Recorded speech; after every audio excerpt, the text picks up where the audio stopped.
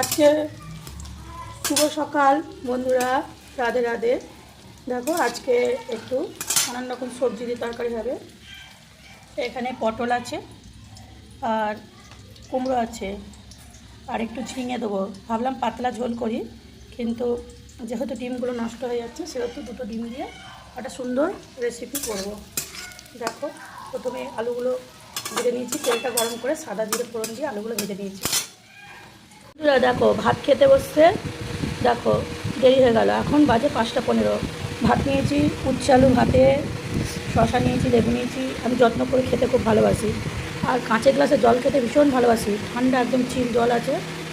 আর দেখো ডিমের ঝোল করে বলেছিলাম, কিন্তু ডিমের ঝোল আর করলাম না। তোমাদের যে ফোড়নটা দেখিয়েছিলাম আলু দিয়ে, পটল দিয়ে, আলু দিয়ে, কুমড়ো দিয়ে দেখো এটা সেই কালার হয়েছে। পটল আছে, মাচার পটল। আমি মাচার পটল ছাড়া খাই না। পটল, চন্দ্রমুখী আলু, কুমড়ো দিয়ে তরকারি, একটা ডিম ফেলে দিয়েছিলাম। ডিমের কারিটা করার টাইম পাইনি, একটু ব্যস্ত হয়ে পড়েছিলাম কাজে, তাই এখন রান্না করে খেতে খেতে 5টা 15। টাটা।